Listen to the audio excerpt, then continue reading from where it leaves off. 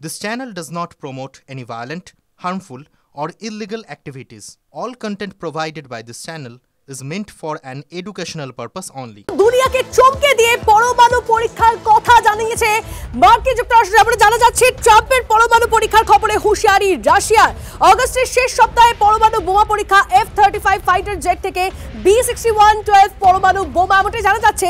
আমি এই বিষয়টি নিয়ে আরো ডিটেইলসে জানবো। আমাদের সঙ্গে আমাদের সহকর্মী সোমনাথ রয়েছে। সোমনাথ, আবার তোমার কাছে একটি প্রশ্ন, প্রথমে ডিটেইলসটা জানবো যে ঠিক কি করতে চলেছে আমেরিকা, এবং এর পাশাপাশি আমেরিকা কি তাহলে এই শক্তি প্রদর্শন করতে চাইছে, কোনো বার্তা দিতে চাইছে কি এটা করে?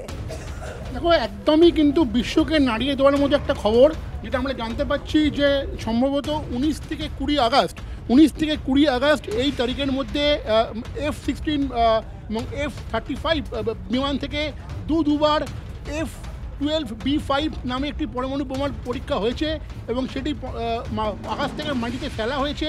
এবং তারপরে পরমাণু পরীক্ষার পরে কী প্রতিক্রিয়া হয়েছিল সেটা মার্কিন প্রশাসন 1 মাস ধরে নজরদারি চালিয়েছে।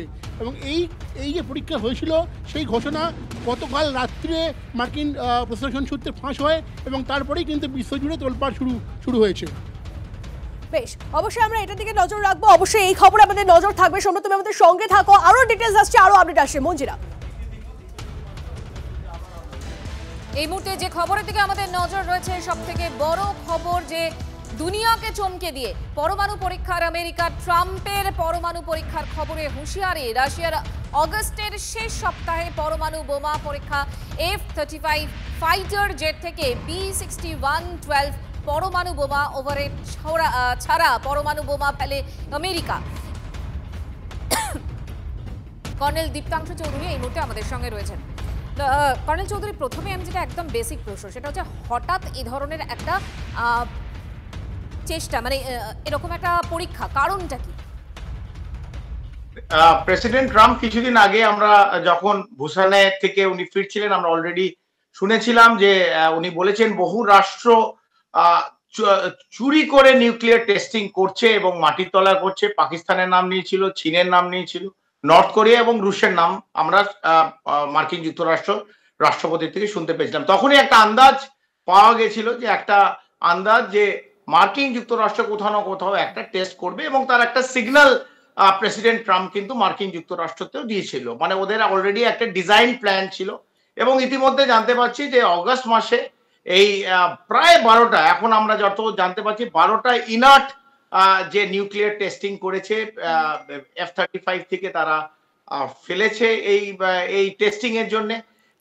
এইটা কিন্তু একটা আবার নিউক্লিয়ার রেস, একটা আর্মস রেসের দিকে কিন্তু পুরো বিশ্বকে আবার নিয়ে যাচ্ছে, যেদিকে যে মার্কিন যুক্তরাষ্ট্রের যে ট্রাম্পকে আমরা দেখছিলাম যে নোবেল পুরস্কারের জন্য দৌড়চ্ছিলেন, এবং কেন দৌড়চ্ছিলেন, যে তিনি গোটা বিশ্ব জুড়ে কোথাও একটা শান্তির বার্তা, শান্তির দূত হয়ে আসছেন।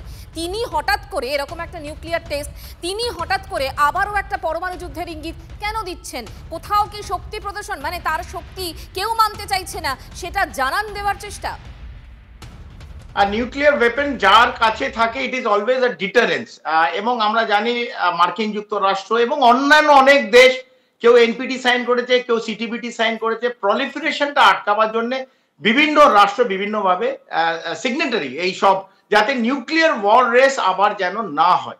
সেখান থেকে যদি আবার মার্কিন যুক্তরাষ্ট্র, বিশেষ করে ইউএসএ, তার প্রেসিডেন্ট যদি আবার সেই রাস্তা খুলে দেয় যাতে একটা আর্মস রেস অ্যারাউন্ড, আমরা ঠান্ডা কোল্ড ওয়ার এরার কথা কেউ ভুলে যায়নি, আবার যদি রুশ, নর্থ কোরিয়া, চীন এবং মার্কিন যুক্তরাষ্ট্র, পাকিস্তান ইরেসপন্সিবল একটা দেশ, তারা যদি আবার এই কমপ্লিট বিশ্বে যদি আবার এই আর্মস রেস, স্পেশালি নিউক্লিয়ারের দিকে সবাই টেস্ট করতে শুরু করে, আমার মনে হয় বিশ্বের যে শান্তি সেটা কোথাও ভিন্ন। কর্নেল চৌধুরী, দেখুন, এই যে পরমাণু শক্তিধর 9টা দেশ রয়েছে, এবং সেক্ষেত্রে দাঁড়িয়ে পাকিস্তানের কথা যদি আমরা দূরেও সরিয়ে রাখি, বাকি উত্তর কোরিয়া হোক, চীন হোক, রাশিয়া তো ইতিমধ্যে হুঁশিয়ারি দিয়েওছে, তাহলে এইরকম একটা জায়গায় দাঁড়িয়ে আমেরিকার এরকম পদক্ষেপকে এরা কিভাবে দেখবে এবং কোন জায়গায় যেতে পারে গোটা পরিস্থিতি? আপনার কি মনে হয়? একদম, একটা তো আর্মস রেসের দিকে চলে যাবো। আমি কোল্ড ওয়ার এরার কথা বললাম, ইউএসএসআর যখন ছিল, তখন রাশিয়া, এখন যে টেস্টিং, এই কথাটা ছড়িয়ে যাবে, মানে নিশ্চিতভাবে ছড়িয়ে গেছে। যাদের জানার কথা তারা প্রত্যেকে জানে, আমরা হয়তো কয়েক দিন, কয়েক মাস পর জানতে পারলাম। কিন্তু যদি অগস্ট মাসে টেস্টিং করে দিয়ে থাকে, যেটা এখন জানা যাচ্ছে অন্যান্য দেশ কিন্তু ফলো করবে, চীন ফলো করবে এবং সবাই নিজের জাহির করবে। এখন ফার্স্ট জেনারেশন নিউক্লিয়ার ওয়েপন নেই, এখন সেকেন্ড জেনারেশন মোর অ্যাডভান্স নিউক্লিয়ার ওয়েপন কিন্তু টেস্টিং যেটা করতে পারছিল না সেই টেস্টিং গুলো কিন্তু এখন একদম ওপেনলি হবে। যদিও বলছে যে কেউ সবার সামনে না করেও চুরি চুপি করছিল, সেটা কিন্তু সবার সামনে ক্যামেরার সামনে আসবে এবং আমরা প্রত্যেকে জানতে পারবো আবার একটা আর্মস রেসের দিকে যাচ্ছি। সেইখানে আপনার কাছে আমি আসছি, আপনি আমাদের সঙ্গে থাকুন। অর্থাৎ 30 বছর পর হঠাৎ করে আচমকা আমেরিকার এরকম একটা নিউক্লিয়ার টেস্টের কারণ কি, সকলেই সেদিকে তাকিয়ে। এখন পর্যন্ত সব থেকে বড় খবর, গ্লোবাল ব্রেকিং দিচ্ছে TV9 বাংলা, দুনিয়াকে চমকে দিয়ে পরমাণু পরীক্ষা আমেরিকার। ট্রাম্পের পরমাণু পরীক্ষার খবরে হুঁশিয়ারি দিয়েছে রাশিয়া। অগস্টের শেষ সপ্তাহে, যেটা জানা যাচ্ছে যে অগস্টের শেষ সপ্তাহে পরমাণু বোমা পরীক্ষা করে আমেরিকা। F-35 ফাইটার জেট থেকে B-61-12 পরমাণু বোমা ছোড়ে। ওভারহেড ছাড়া পরমাণু বোমা ফেলে আমেরিকা। অক্টোবরে পরমাণু অস্ত্র নিরোধক চুক্তি থেকে বেরোনোর ঘোষণা করে ট্রাম্প, কিন্তু মুখে বললেও এই চুক্তি থেকে আমেরিকা বেরোয়নি। এবং সব থেকে আশ্চর্যে 30 বছর পর আচমকা এই নিউক্লিয়ার টেস্টের প্রয়োজন কোথায়? তাহলে কোথাও কি একটা শক্তি প্রদর্শনের চেষ্টা? এই মুহূর্তে সেই আলোচনাই চলছে গোটা বিশ্ব জুড়ে। যে তথ্য আপনাদেরকে দিচ্ছিলাম আমরা, যে আমেরিকার এই পরমাণু পরীক্ষার কথা সামনে আসার পরে রাশিয়ার তরফ থেকে একটা প্রতিক্রিয়া আসছে। তারা বলছে আন্তর্জাতিক নিয়ম ভেঙেছে আমেরিকা এবং এর যোগ্য জবাব দেওয়া হবে। আমি এই নিয়ে আমাদের সঙ্গে আমাদের সহকর্মী সোমনাথ রয়েছে, সোমনাথের থেকে জানতে চাইবো। সোমনাথ, এই যে আন্তর্জাতিক যে চুক্তি সেটা ভেঙেছে আমেরিকা এবং তারপরে যোগ্য জবাব দেওয়ার কথা বলছে রাশিয়া, সেক্ষেত্রে গোটা বিশ্বজুড়ে তাহলে কিসের আতঙ্ক এখন গ্রাস করতে চলেছে সকলকে? একটাই আতঙ্ক গ্রাস করছে এবং একটাই যেটা ঘটতে চলেছে আগামী দিনে বলে মনে করা হচ্ছে, সেটা হচ্ছে রাশিয়াও এবার একইভাবে আমেরিকার মতো পরমাণু বোমা পরীক্ষা করবে। এবং আমি দর্শকদের জানিয়ে রাখতে চাইবো, এই 2011 সালে আমেরিকা এবং রাশিয়ার মধ্যে যে পরমাণু অস্ত্র নিরোধক চুক্তি হয়, যার মেয়াদ 2026-এর ফেব্রুয়ারি পর্যন্ত রয়েছে, সেই মেয়াদ শেষ হওয়ার আগেই আমেরিকা এই পরীক্ষাটা করে কিন্তু আন্তর্জাতিক নিয়ম ভঙ্গ করেছে। এই নিয়ম ভঙ্গকে হাতিয়ার করে রাশিয়া চুপচাপ বসে থাকবে না, এটা খুব স্বাভাবিক। এবং তার ফলে রাশিয়াও কিন্তু যতটা খবর পাচ্ছি যে আবার নতুন করে পরমাণু বোমা পরীক্ষা করবে এবং তার ফলে গোটা বিশ্বজুড়ে পরমাণু যুদ্ধের একটা আবহাওয়া তৈরি হবে। একদম তাই সোমনাথ, আমাদের সহকর্মী যে কথা বলছিল, অর্থাৎ গোটা বিশ্বজুড়ে একটা পরমাণু যুদ্ধের আবহ তৈরি হতে চলেছে, অন্তত তেমনটাই মনে হচ্ছে। কারণ রাশিয়ার তরফ থেকেও পাল্টা হুঁশিয়ারি দেওয়া হয়েছে এবং মনে করা হচ্ছে এবার রাশিয়াও পরমাণু যে রয়েছে সেই পরমাণু শক্তি, সেই শক্তি প্রদর্শনের দিকে যেতে পারে, তারা সেটাও পরীক্ষা করতে পারে, এমনটাই জানতে পারা যাচ্ছে। আরও একবার জানিয়ে রাখি, আমেরিকার পরমাণু পরীক্ষার খবর সামনে আসার পরেই রাশিয়ার হুঁশিয়ারি। কর্নেল দীপ্তাংশু চৌধুরী এই মুহূর্তে আমাদের সঙ্গে রয়েছেন। কর্নেল চৌধুরী, আপনি যে বিষয়টা নিয়ে আলোচনা করছিলেন এবং সেটাই আমাদের সহকর্মী সোমনাথও যেমনটা বলছে, যে এবার যদি রাশিয়া কতটা শক্তিধর সেটা যদি এবার আমেরিকাকে দেখাতে চায়, বা যে কথা অন্তত শোনা যাচ্ছে রাশিয়ার তরফ থেকে যে প্রতিক্রিয়া এসছে, তাতে যেটা মনে হচ্ছে যে তাহলে এবার তো গোটা বিশ্ব জুড়ে একটা পরমাণু শক্তি প্রদর্শনের আবহ বা পরমাণু যুদ্ধ, সেই আবহ তৈরি হতে চলেছে। গোটা বিষয়টা কোন দিকে যাচ্ছে কি মনে হয় আপনার? একদম সঠিক বলছেন। আমরা ইতিমধ্যে যেটা জানতে পারছি যে অগস্ট 19 তারিখ থেকে অগস্ট 21 তারিখে নেভাডা টোপোনা টেস্ট রেঞ্জ, সেইখানে এই টেস্টিং গুলো করা হয়েছে এবং উটা বলে একটা জায়গা আছে, ওইখান থেকে ফ্লাইট যেগুলো এয়ারফোর্স বেস থেকে ইউজ করেছে, যেগুলো F-35 এবং B-2 বম্বার, প্রায় 12খানা টেস্টিং এর মধ্যে কিন্তু ইতিমধ্যে এই সময়ের মধ্যে হয়ে গেছে। বিশেষ উল্লেখযোগ্য হচ্ছে যখন প্রেসিডেন্ট ট্রাম্প যখন পুরো বিশ্বকে এই খবরটা দিল, সেটা কিন্তু অক্টোবর, তার বহু প্রায় 1.5 মাস আগে কিন্তু এই টেস্ট অলরেডি মার্কিন যুক্তরাষ্ট্র করে ফেলেছে। এবং আমি নিশ্চিত যে রাশিয়া, কোরিয়া অথবা চীন, ভারতবর্ষ প্রত্যেকের কাছে এই ইনফরমেশন ছিল যে মার্কিন যুক্তরাষ্ট্র করে ফেলেছে, কারণ এগুলো জেনারেলি সবার সামনে এই খবরগুলো দেয় না। মার্কিন যুক্তরাষ্ট্র প্রেসিডেন্ট যখন এই খবরটা তার টুইটের মাধ্যম দিয়ে, এক্স হ্যান্ডেলের মাধ্যম দিয়ে সবাইকে জানালো, it was pretty clear that either এরা করতে যাচ্ছে অথবা করে ফেলেছে। এখন আমার প্রশ্ন হচ্ছে, পরমাণু শক্তি প্রদর্শন বা এর যে পরীক্ষা হলো, যেটা করলো আমেরিকা, সেটা এত তাড়াতাড়ি কেন? মানে নিয়ম কেন ভাঙতে চাইলো তারা? একটা তো টেনিওর ছিল। সরি, আপনার কোয়েশ্চেনটা আমি মিস করলাম। আমি যেটা আপনার থেকে জানতে চাইছি যে একটা তো টেনিওর ছিল, সেটার বাইরে গিয়ে আগেই কেন নিয়ম ভঙ্গ করলো আমেরিকা, কি কারণে? একটা নিউক্লিয়ার ওয়েপেন যখন টেস্ট হয় একটা ডিটারেন্সের জন্য প্রথম কথা আরো অ্যাডভান্সড অনেক নিউক্লিয়ার ওয়েপেন হয়ে গেছে, এখন আর ফার্স্ট জেনারেশন নেই যেটা আমরা হিরোশিমা নাগাসাকিতে দেখেছি, অথবা যে যা নিজেদের মতো নিউক্লিয়ার যেটা আমরা অ্যাটম বম তৈরি করা আছে, এখান থেকে অনেক লেটেস্ট থার্মোনিউক্লিয়ার ফিউশন অনেক অ্যাডভান্স স্টেজে এই ওয়েপেন এখন বানানো হচ্ছে, বম বানানো আছে, সেগুলো নিশ্চিতভাবে তারা টেস্ট করবে। আমেরিকাও পেছনে থাকবে না, তারাও বিশ্বকে জানাতে চায় যে আমাদের কাছে অত্যাধুনিক ওয়েপেন আছে, এবং এই ডিটারেন্সের দিকে বিশেষ করে বার্তা দিচ্ছে কাদের, রাশিয়া এবং চীনকে। আর বাকি সেইভাবে তো মার্কিন যুক্তরাষ্ট্র কেউ চ্যালেঞ্জ করে না। এখন রুশ যদি সবচেয়ে বড় যদি কেউ চ্যালেঞ্জ করে, রুশ করবে, ইরান করবে, এবং যাদের সঙ্গে ডাইরেক্ট 1-to-1 মার্কিন যুক্তরাষ্ট্র। একদম কর্নেল চৌধুরী, আপনার যে বক্তব্য অর্থাৎ যে আলোচনায় যে বিষয়টা উঠে আসে তাতে এটা মনে করা হচ্ছে, মানে বোঝা যাচ্ছে এখনো অবধি যে এটা শুধুমাত্র পরমাণু শক্তি যে পরীক্ষা, সে পরীক্ষাই শুধুমাত্র ছিল না, একটা অন্তর্নিহিত বার্তা ছিল, কিছু ইঙ্গিত ছিল, কিছু মেসেজ ছিল বেশ কিছু দেশের জন্য। অবশ্যই আমরা এই আলোচনায় থাকবো। আপাতত অনেক ধন্যবাদ। তবে এই মুহূর্তে আমরা যে খবরের নজর রেখেছি, যে গ্লোবাল ব্রেকিং আমরা ব্রেক করেছি TV9, আপনাদেরকে জানিয়ে রাখি দুনিয়াকে চমকে দিয়ে পরমাণু পরীক্ষা আমেরিকার, ট্রাম্পের পরমাণু পরীক্ষার খবরে হুঁশিয়ারি রাশিয়ার। অগস্টের শেষ সপ্তাহে পরমাণু বোমা পরীক্ষা, F-35 ফাইটার জেট থেকে B-61-12 পরমাণু বোমা, ওয়ারহেড ছাড়া পরমাণু বোমা ফেলে আমেরিকা অক্টোবরে পরমাণু অস্ত্র নিরোধক চুক্তি থেকে বেরোনোর ঘোষণা ট্রাম্পের, মুখে বললেও চুক্তি থেকে বেরোয়নি আমেরিকা।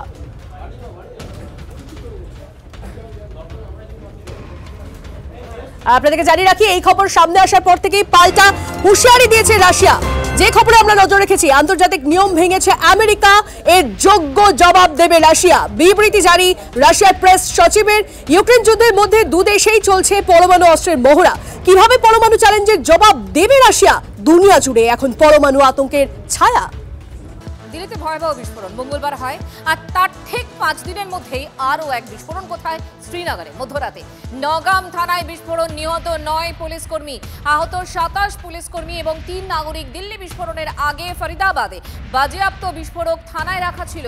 ফরেনসিক পরীক্ষার জন্য নিয়ে যাওয়ার সময় থানাতেই বিস্ফোরণ হয়। বিস্ফোরণের তীব্রতায় উড়ে গিয়েছে থানার একাংশ। ভয়ঙ্কর একটা বিস্ফোরণ হয়েছে, এবং যেরকমটা জানা যাচ্ছিল যে থানাতেই ছিল এবং তারপরে বিস্ফোরক থানায় রাখা ছিল এবং সেটা নিয়ে যাওয়ার সময় বিস্ফোরণ। সিসিটিভি ফুটেজ আপনাদেরকে দেখাবো এই মুহূর্তে। বিগ ওয়ালে সেই ছবি দেখাচ্ছি আমরা, দেখুন কি ভয়ঙ্কর, ঠিক রাতে, মধ্যরাতে এই ঘটনা ঘটে এবং কি ভয়ঙ্করভাবে বিস্ফোরণ হয়। থানাতেই বিস্ফোরক রাখা ছিল এবং সেটা নিয়ে যাওয়ার সময় ঠিক এইভাবেই বিস্ফোরণ হয়। কি ভয়ঙ্কর, তার ভয়াবহতা কতটা ছিল দেখতেই পাচ্ছেন।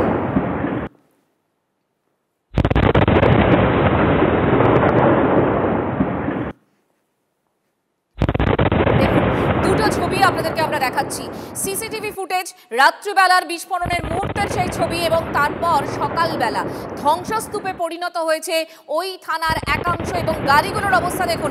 অর্থাৎ বিস্ফোরণের ভয়াবহতা এই ছবিগুলো দেখেই বোঝা যাচ্ছে, অনুমান করা যাচ্ছে।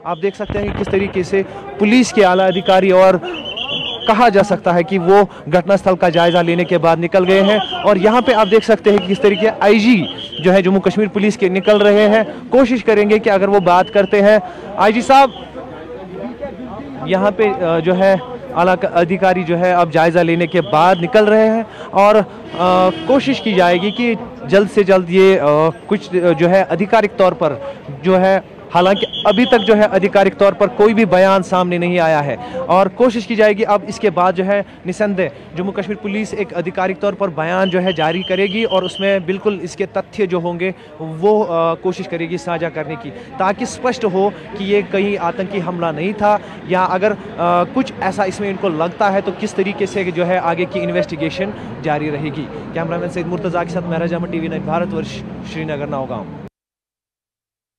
11 बज के रात को 22 मिनट पे हमने एक बड़ा धमाका सुना। धमाका इतना बड़ा था कि हम लोग जज ही नहीं कर पाए ये है क्या। दिल से हम गए। बच्चे सोए हुए थे, वो उठे, वो रोने लगे। हमने बोला उनको पहले सुलाया। 15 मिनट के बाद हमको पता चला कि ये आग लगी हुई है कहीं, वहाँ उसकी तरफ भागे। उसकी तरफ गए तो देखा कि थाने में कुछ हुआ है। और थाने में क्या हुआ है, सब लोग उधर आए और देखा कि पूरा आग, तहस नहस, धुआं, गाड़ियाँ जल रही हैं, लोग पड़े हुए हैं। तो ये सब हमने देखा कि लोगों की रोने की आवाज़ आई, तब हम बाहर निकले। यहाँ पे पड़ोसी भी है, एक वो लड़का बेचारा, वो भी इसमें मरा है, मोहम्मद शफी है, टेलर मास्टर। वो भी इन्हीं का काम कर रहा था, इसी का वो कुछ वो बना रहा था। जो पुलिस स्टेशन नौगांव में धमाका हो गया, तो वो जो बाहर से वो लाया गया था, उसका वो एक्सपेरिमेंट कर रहे थे कुछ और पैकिंग कर रहे थे। उस सिलसिले में इसको भी बुलाया गया था। तो उधर वो मजिस्ट्रेट के सामने और पुलिसकर्मियों के सामने वो धमाका हो गया अचानक। तो उस वजह से उन पुलिसकर्मियों के साथ ये भी शहीद हो गए उधर। तो क्या फैमिली है इसके 3 बच्चे हैं, 2 बच्चे। इसकी एक दुकान है, टेलर है ये टेलर मास्टर यहाँ। इसको बुलाया गया था और मजिस्ट्रेट भी थे वहाँ, वो सैयद के, वो भी उसमें शहीद हो गए हैं।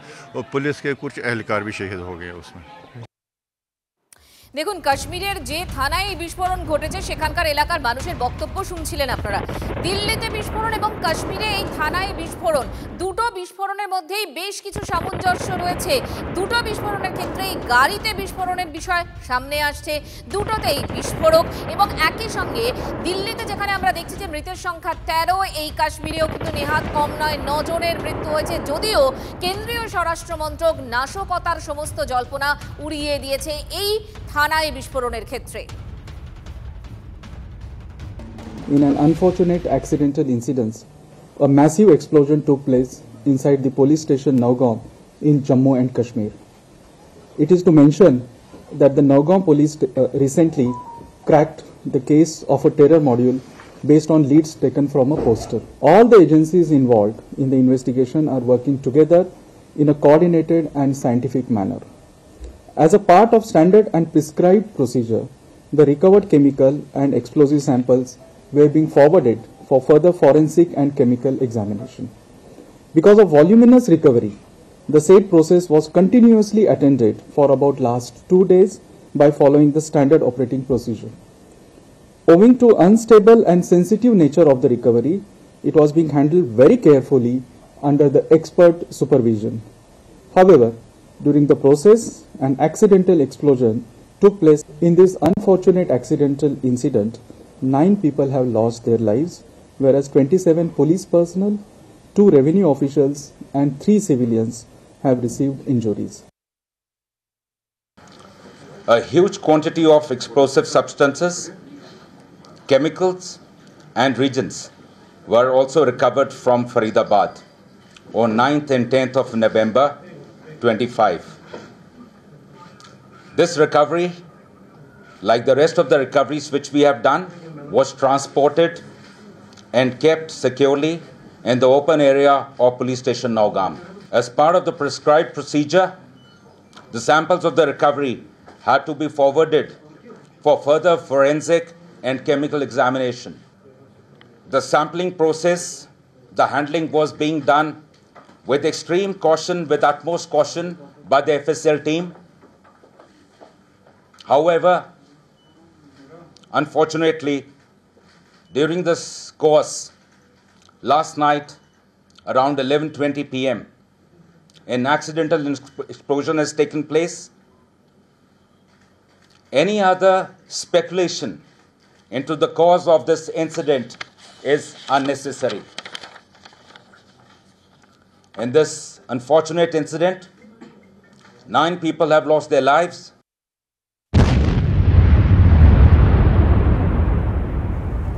দেখুন, নাশকতার জল্পনা উড়িয়েছে স্বরাষ্ট্রমন্ত্রক। যদিও এই ঘটনাকে কেন্দ্র করে কিন্তু বেশ কিছু প্রশ্ন থেকেই যাচ্ছে এবং সে কারণে নওগাম থানার এই বিস্ফোরণের নেপথ্যে ঠিক কী কারণ রয়েছে তদন্তের নির্দেশ দিয়েছেন জম্মু কাশ্মীরের উপরাজ্যপাল মনোজ সিনহা।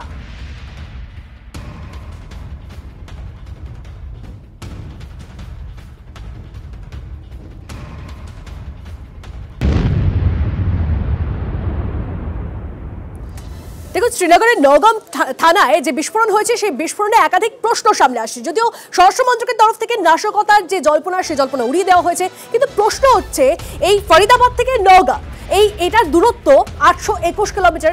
এই এতটা দীর্ঘ পথ কিচ্ছু হলো না, কিন্তু বিস্ফোরণ কোথায় হলো? সেই থানায় নমুনা সংগ্রহের সময় বিধ্বংসী বিস্ফোরণ হলো। কিন্তু কি কারণে এই বিস্ফোরণ? যারা ফরেনসিক বিশেষজ্ঞরা ছিলেন তারা তো বিশেষজ্ঞ, তারা ধাপে ধাপে স্টেপ বাই স্টেপ সমস্তটা করেন, কিন্তু তারপরেও এতটা অভিজ্ঞতার পরেও কিভাবে এই বিস্ফোরণ, এই নিয়ে একাধিক প্রশ্ন উঠছে। সিজার মন্ডল আমাদের সহকর্মী আমাদের সঙ্গে রয়েছে। সিজার, কোনো কারণে কি এই এতটা অ্যামোনিয়াম নাইট্রেটের সঙ্গে ডিটোনেটর ছিল যেটা অ্যাক্টিভ হয়ে যায় এবং তারপরেই বিস্ফোরণ ঘটে, নাকি নিছক অসাবধানতাবশত এই ধরনের ঘটনা ঘটলো?